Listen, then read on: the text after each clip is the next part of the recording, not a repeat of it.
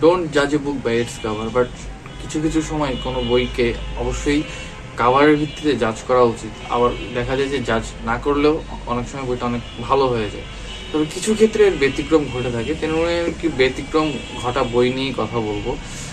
মানুষের বিবর্তনবাদ নিয়ে অনেক কথা হয়, অনেক কিছু হয়, আর এই বিবর্তনের সূত্র ধরেই মানুষ যুগে যুগে অনেক গবেষণা করে এসেছে, মানুষের শরীরকে অনেকভাবে পরীক্ষা নিরীক্ষার মধ্যে দিয়ে যেতে হয়েছে। তো তেমন একটি প্লট নিয়ে রাফাত শামস লিখেছে অপবিবর্তন। মূলত সুপার হিউম্যান বা সুপার সোলজার বা মানুষের যে সুপার হিউম্যান অ্যাবিলিটি তৈরি করা যায় কিনা সে ধরনের একটা ব্যাপার নিয়ে এই বইটি লেখা হয়েছে।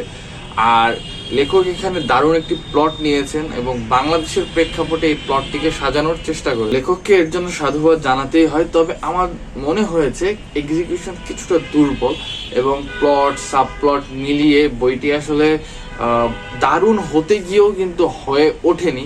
অনেক জায়গাতে খাপ খেয়ে গেছে, অনেক খাপ ছাড়া ব্যাপার রয়েছে, কিছু জায়গাতে লেখকের লেখা গভীরতা হারিয়ে গিয়েছে, হুটহাট অনেক সাবপ্লট চলে এসেছে, একটা কাহিনীর ভিতরে অনেকগুলো সাবপ্লট চলে এসেছে। এই যে ব্যাপারগুলো, এই ব্যাপারগুলোর কারণে বইটি হয়তো অনেক ভালো হতে পারতো, কিন্তু তারপরে বইটি আমার কাছে মনে হয়েছে যে আরেকটু গবেষণা করা বা রিসার্চ করা দরকার ছিল। যে এই এত বড় একটা বই, তো এর ভিতরে অনেকগুলো কাহিনী রয়েছে, এর দ্বিতীয় পার্ট আসবে কিনা আমি জানি না। তবে লেখকের লেখার শেষ পর্যায়ে অনেকটা রহস্য রেখে দিয়েছেন, কিন্তু আমার মনে হয়েছে যে বইটি আরো ভালো হতে পারতো, বইটিতে আরো কিছু সংযুক্তি আসতে পারতো। শুরুর দিকটা বেশ ভালো ছিল, বেশ ক্যাচি ছিল, কিন্তু ভেতরে যাওয়ার পর আসলে কাহিনী অনেক দুর্বল হয়ে গিয়েছে।